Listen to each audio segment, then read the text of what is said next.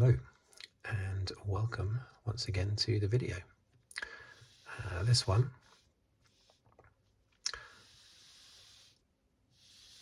I will be looking at the calendar for the 2024 Formula One World Championship, which has just been released. I think it's provisional.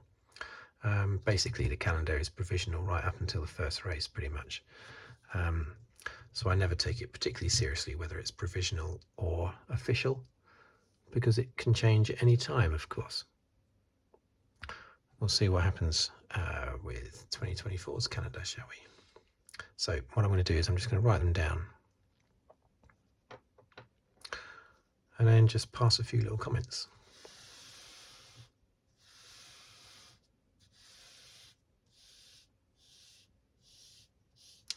Okay, so let's go. So it's 2024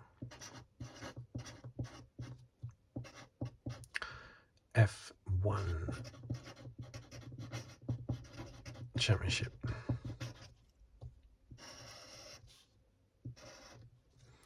So am I going to fill these in?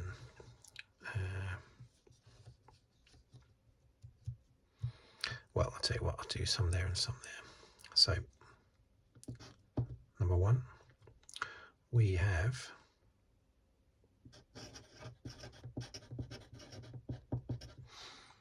Bahrain, the 2nd of March.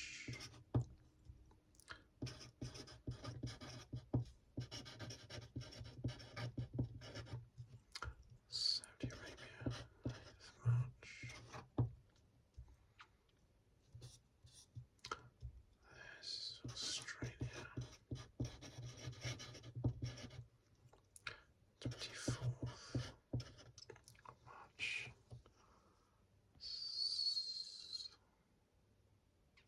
Some focus. Number 4.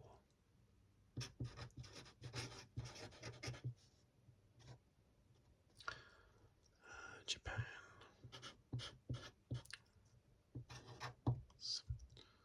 China. 21st.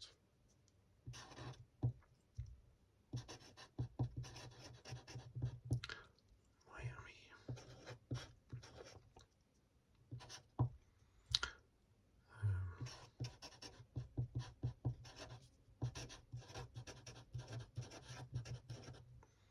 Emilia Romagna. It's nice.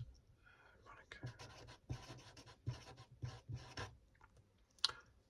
26th of May.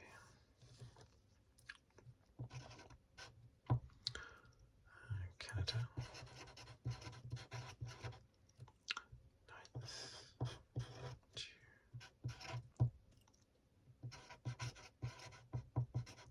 Spain. Barcelona. Austria. 30th of June. UK. I like to put Silverstone always. So.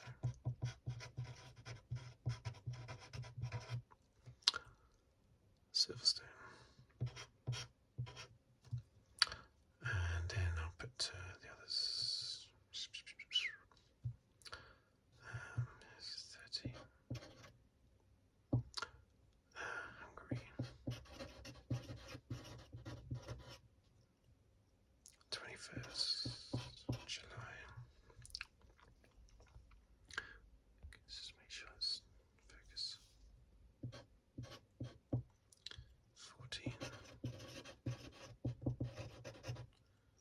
Belgium Grand Prix for 28th of July. 15th.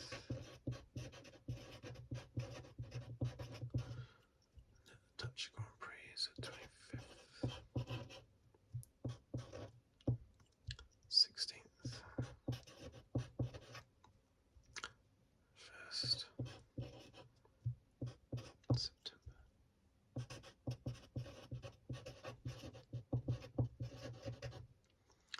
Azerbaijan.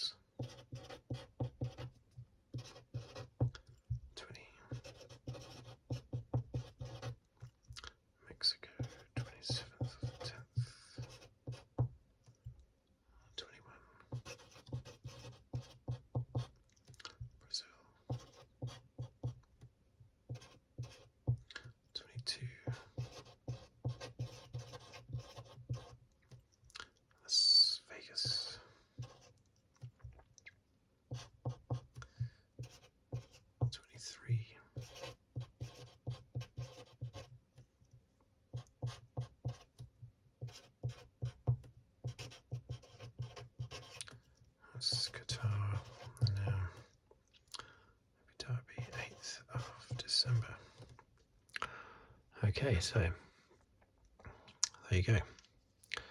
That's great. I love as many races as possible, basically. Can't have enough. When I was a kid growing up, it was always 16. Throughout the 80s, it was 16 races. And the 70s, well, sort of very early 80s, it was about sort of 13, 14. But then it got stable in around 1984, 83, and it was 16 all the way up till sort of relatively recently, sort of 15 years ago. That's when it started to increase in number. And those 16 races were always the same races every year. You always had Brazil was number 1, San Marino was number 2, Monaco was number 3, Mexico was number 4, Canada would normally be next, I think. But you also had the French Grand Prix in the middle of the summer, would always be 1 week before the British Grand Prix, which would always be 2 weeks before the German Grand Prix, which would be 2 weeks before the Hungarian Grand Prix. Then you'd have Belgium and Italy. And at the end of the year, the last 2 races were always Japan and Australia.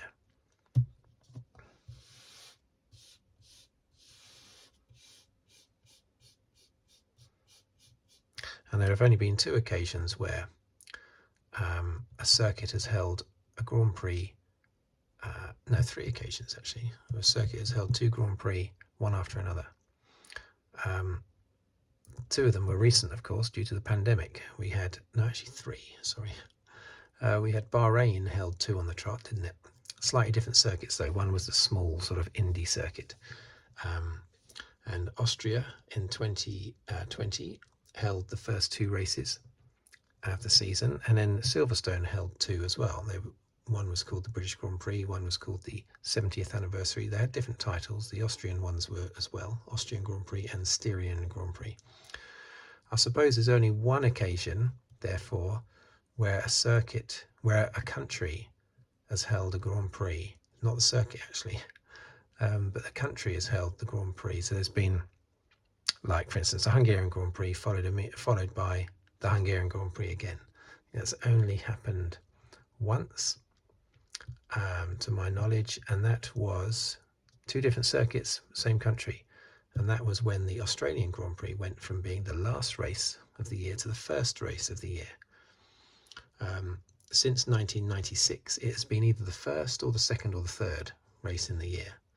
For a long time, it was the first. But prior to 1996, it started in 1985, and it was the last race of the season from 1985 up to 1995. So you had the Australian Grand Prix, the last race of 1995. The very next Grand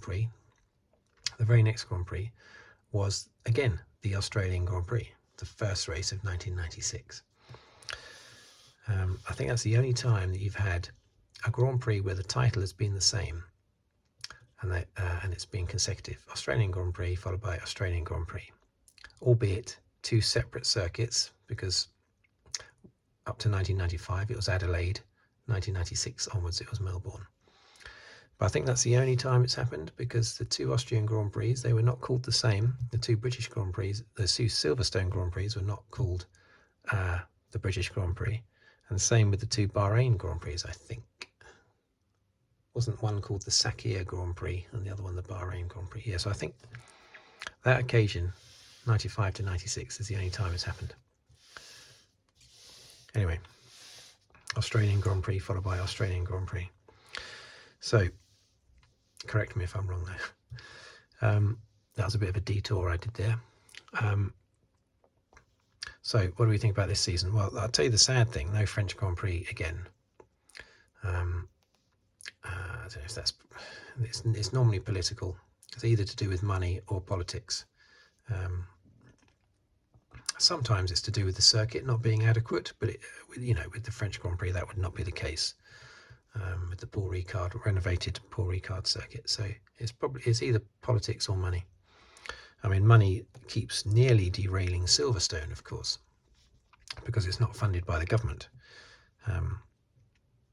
That's the problem. You get a lot of these races are massively funded by the government, like Abu Dhabi and Qatar, Saudi Arabia, they all want to be, those countries want to be in the Formula One Championship, so the governments pump loads of money into it. Whereas a lot of these European races, France, Germany, UK, the governments are happy for there to be a Grand Prix, but they're not going to fund them. And even with extortionate ticket prices, it's still very, very difficult to fund, to go without a loss. Silverstone normally takes a loss. It's hard to believe now with the amount of people that they have going to the circuit over 4 days, Thursday, Friday, Saturday, Sunday. I think they're there. Are they there? No. Well, it should only be 3 days, shouldn't it? Friday, Saturday, Sunday. But they've been quoting a figure over 4 days, Thursday, Friday, Saturday, Sunday. They keep saying 480,000 over Thursday, Friday, Saturday, Sunday, as if they were selling tickets for something on Thursday. I don't know what. But anyway, and those tickets are incredibly expensive now, fantastically expensive. Before they were just very expensive. Now they're extortionately expensive. So maybe Silverstone is not taking a loss now. But anyway, that's always a problem for the European circuits. Not so for the circuits in other parts of the world. So no French Grand Prix, that's a shame. Now China. Is there going to be a Chinese Grand Prix? They keep, in Charlie Brown parlance, they keep taking the football away at the last minute. What's the name of that girl in Charlie Brown who used to keep taking the ball away just as Charlie Brown was about to kick it? Well, that's what China keep doing. They keep telling us there's going to be a Grand Prix, then they keep removing it at the last minute. So who knows? There might be a Chinese race, there might not. They're still quite fearful about COVID. So there might be, there might not be, who knows. And we've got the Japanese Grand Prix. It's been moved. For the first time, it's always been up here, as I say, and it's been moved to the start of the year. And Azerbaijan has been moved later. And that is simply to, and it makes sense, they want the Grand Prix to be closer together geographically, so there's less pollution from flying everything around everywhere. So it's better for the environment if Japan and China are next to each other, and indeed, to a certain extent, Australia. Bahrain, Saudi Arabia next to each other. Miami's a bit out on its own there, but then you've got actually you've got Canada out on its own there, shouldn't you? That's because you've got Europe, and then these European races. So why is Canada out on its own? Well, maybe they couldn't do anything about that in the middle of the European season. It should really be over here because they've pushed these ones together. Las Vegas is next to Brazil, Mexico, USA, and Texas. Those four are all together. Canada should really be over here, but there's obviously some reason why they can't do that. Singapore is also out on its own a little bit. But then you've got Qatar and Abu Dhabi next to each other, which is good. So that all helps with the environment. If they can just sort out Canada, then that would be pretty good. Well, and Singapore maybe. But yeah, it's great. I love seeing 24 races. I love an even number as well. I like there to be a definite halfway point. After Silverstone, it's a definite halfway point. So you have an even number of Grand Prix. Now, this year there are, how many are there this year? Is it 22? But there were supposed to be 23, but then, of course, China pulled out. So that made it 22. So still a record number. I think it's a record equaling number this year. Next year's 24. Even if China pull out, there'll be 23, so it'll still be a record next year, which would be great. Also, of course, we've got Bahrain and Saudi Arabia taking place on a Saturday. It's going to be a bit inconvenient for me because I actually work on a Saturday. So I don't know what I'm going to do with that.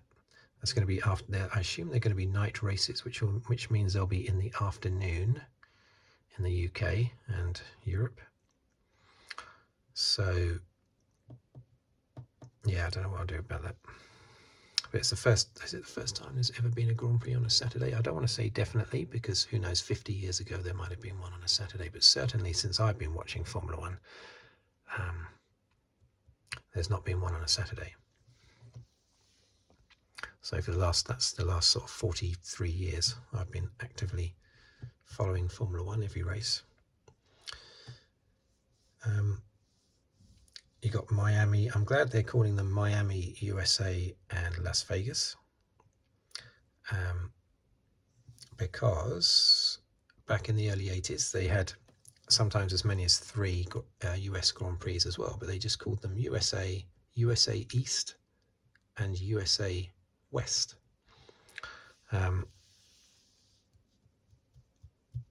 Which was a bit flat, a bit uninteresting. So I'm glad they've actually put down the names of the cities. Maybe they could call USA, maybe they could call that the Austin Grand Prix. Collectively, they can be the 3 US Grand Prix. They could be Miami, Austin, and Las Vegas. But then I suppose officially there wouldn't be a US Grand Prix then, would there? So one of them has to be called the USA Grand Prix. Silverstone in its normal sort of spot, 7th of July. Monaco is always at the end of May. Normally the same day, well, I think every year the same day as the Indy 500. Canada is always in June. I can't remember a time when it wasn't in June.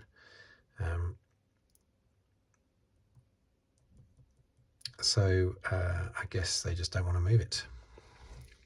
But the changes that have happened for the environment are still good. But that's why they've done it, basically. That's why Japan has moved there and why Azerbaijan has moved over here, because it's in the Europe bloc then. Monaco, Canada, Emilia-Romagna, Monaco, Canada, Austria, Silverstone, Hungary, Belgium, Netherlands, Italy, Azerbaijan.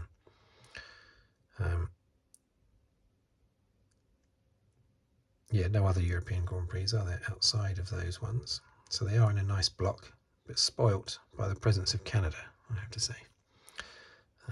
Never mind. So it finishes in December again. I think it finished in December last year. Was it for the first time it finished in December last year? Or was it 2021 the first time? Always used to finish sort of early, possibly as late as mid-November, but normally early November. But of course there were a lot less races, in the past. 8th of December, I do quite like that. Lead up to December, you've got the Christmas tree out. I do anyway. I get it out on as close to the 1st of December as possible. All the decorations. And so it's quite nice having, I should be able to, it might be good, it's obviously on a Sunday, 1st of December, so I can put up the tree whilst watching the Grand Prix. That'd be quite nice. And Abu Dhabi, yes, I quite like that in December. And you've got how many triple headers have we got? Let's have a look. Is that a triple header? 19th to the 26th. No, that's not, is it? Aha, here we go. Spain into Austria into Silverstone. That's a triple header. And then you've got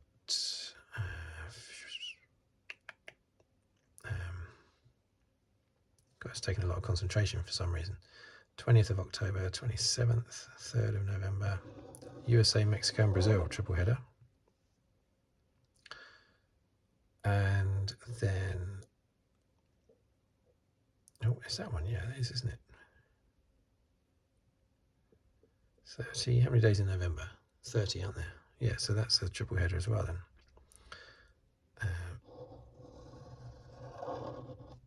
So those 2 triple headers are next to each other, but separated by 3 weeks in between. I don't think there are any triple headers anywhere else. Definitely got that right, didn't I? Yeah. It's taking more concentration than it should do, I have to say. Yeah, I think that's a double header there.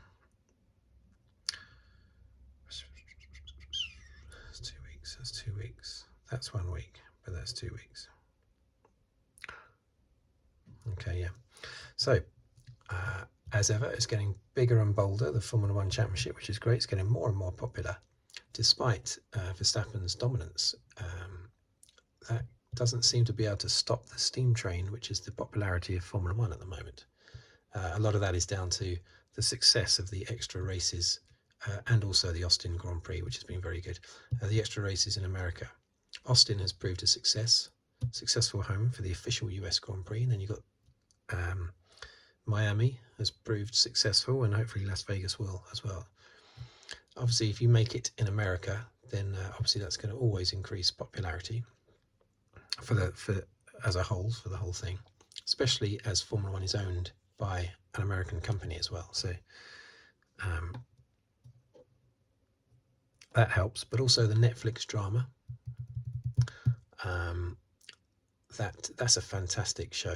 I mean, I'm actually behind. I think I'm only halfway through 2021 watching that, so I am a little bit behind, but it is fantastic.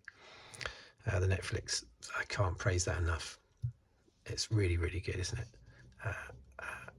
Yeah, if anyone hasn't seen it out there, you really do need to, because it is amazing. And of course, all the hype around the new Brad Pitt F1 film, which, as I've said in a previous video, I'm a little bit suspect about. We had that with Sylvester Stallone, didn't we? Racing a sort of Indy car through the streets at the age of 95 or something, And that film was instantly forgettable. So I'm hoping that a 55-year-old, however old he is, Brad Pitt, doesn't end up being a bit embarrassing, really. But this one's a definite Formula One film, whereas the previous one had what's his face, Sylvester Stallone walking around the pit lane it seemed like for months, talking about this F1 film he was making, and then in the end it had nothing to do with Formula One at all. So this one definitely is, though. The efforts they've gone to create a sort of a fake pits. Well, it's not fake, of course, because they're actually doing it in the real pits, but their own little their own little paddock, mocking it all up like a proper Formula One team with a proper car and everything. It's an F2 car, apparently, that's been made to look like an F1 car. Apex Grand Prix, it's called. So there's all the hype, regardless of how that Grand Prix, how that film's going to turn out. There's all the hype over that. So that's obviously increased the popularity. So, and the number of races. I think the more races you have, the more popular it is. It's reaching more parts of the world. So ever onwards and upwards for Formula One. I think the FIA have limited it 24. They're never going to go higher, or at the moment anyway. They've said that's the limit, 24. And I think there does have to be a limit. It can't be like NASCAR, where there's about 300 races a year. So that's the limit, which is good. I don't know why they need, is it about 4 weeks summer break? I think if I was working in these teams, I would want breaks dotted around the year rather than being in one massive lump. Because I don't know about you, but whenever I go on holiday, I'm more tired after the holiday than I was before, because you've relaxed so much that it's very difficult getting back into the groove again. So after a summer break, if you are one of those that's literally relaxed for 4 weeks, getting back into it again week after week, I would find that particularly difficult. So I'm surprised they have it all squashed into one period. But anyway, that's what they do. So there you have it. The 2024 Formula One World Championship. I might do a video, next February, showing all the alterations, basically, scrubbing out China and whatever else has changed, basically. But we'll see. Hopefully not. Hopefully nothing will change. All right. Thank you for watching. Thank you for listening. And if you'd like to subscribe, please do so, or comment on the video, or like the video, and I will see you in my next video, I hope. Thank you very much. Goodbye.